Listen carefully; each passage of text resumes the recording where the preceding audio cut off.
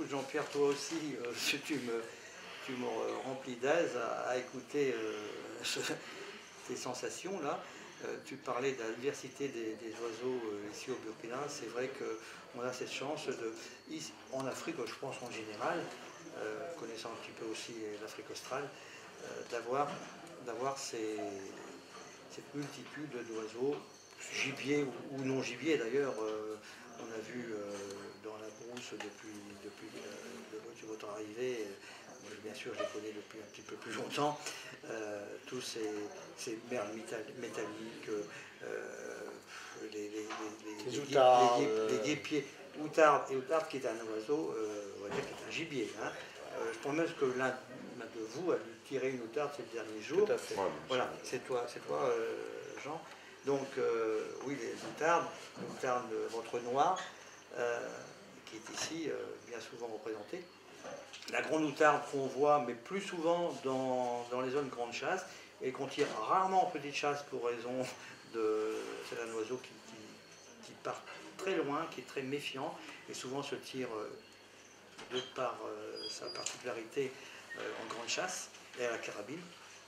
Mais par contre, quand on parlait d'appelé de chasse, c'est vrai qu'il y a les trois espèces de tourterelles qu'on a ici. Le ganga, comme tu le disais, le ganga qu'on tire à la passée, et là ça dure 10 minutes le soir. Hein. Alors il faut aller très vite, il faut être relativement habitué à voir les animaux, les oiseaux, c'est pas difficile à tirer.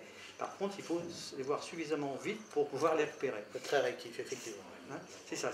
Alors c'est très, on va dire, restreint comme plage de chasse. Par contre, on peut tirer aussi les gangas dans la journée. Souvent, ils sont posés par couple, par 2 ou 3 maximum. Et là, ça vous part dans les bottes. Si on doit mettre des bottes au Burkina, c'est très rare. Donc dans les bottes, et là, c'est un tout autre tir. Un peu comme le tir du perdreau gris chez nous. Oui, alors moi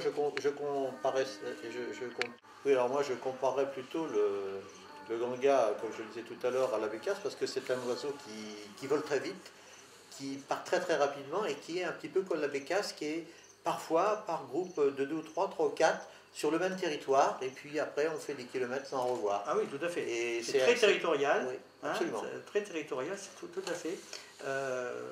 Mais je pense que le tir du ganga est plus difficile en nocturne, parce que justement, il faut voir l'animal, l'oiseau arriver. Hein. Jean, tu as l'air d'acquiescer, tu n'as pas eu beaucoup de succès sur le ganga. Si, mais c'est difficile. Hein. C'est difficile. Surtout de la voir, quoi. Oui. Hein, surtout de voir l'oiseau.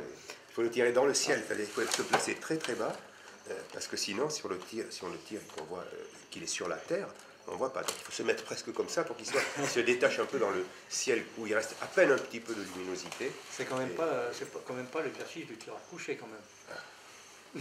C'est difficile, et puis il faut faire attention parce qu'on tire très bas et qu'il peut toujours y avoir des petits... Très important la sécurité, c'est vrai. Je dis toujours, d'ailleurs chez nous, à Nauri Safari, je demande toujours aux chasseurs, en grande chasse surtout, on n'arme pas les carabines dans les voitures. Dans les véhicules, on circule sans les cartouches dans le magasin. On charge une fois qu'on est à pied. On ne tire pas au Burkina Faso, d'ailleurs c'est interdit, la législation l'interdit, on ne chasse pas depuis le véhicule. Ça c'est très important, certains l'oublient parfois, la passion, la tentation de l'animal, c'est tellement simple de tirer l'animal depuis la voiture. Non, pas chez Nauri Safari, pas au Burkina Faso. Voilà. Moi chasseur de canards, qui ai découvert l'Afrique il y a 20 ans maintenant, qui suis devenu chasseur professionnel par passion, pas par obligation, mais par passion. Et donc je suis arrivé ici il y a 6 ans maintenant, définitivement, pour travailler avec Benjamin Massonneau, le promoteur de Nauri Safari. Nauri Safari représentant, on va dire, 3 zones de chasse. La zone de Walem, là où nous sommes actuellement, campement d'éléphant, qui est aux portes du Roche Nanaga, mais qui est surtout donc implanté sur la zone de chasse des oviques de Walem, chasse au petit gibier, attribuée justement uniquement au petit gibier. Nous chassons également donc sur la zone de Nazinga, du ranch de Nazinga, zone réserve, qui compte donc, je le disais tout à l'heure, 90 000 hectares, dont 60 000 pour la chasse, les 30 000 autres étant réservés au tourisme de vision. Tourisme de vision qui n'est pas exploité par Nauru Safari, mais par l'Office national des eaux et forêts. Et nous exploitons également une zone au sud-ouest du Burkina, qui est donc à la frontière de la Côte d'Ivoire, où là on chasse particulièrement les très grands animaux comme les buffles, comme le buffle, on va dire le gibier roi de la grande chasse africaine.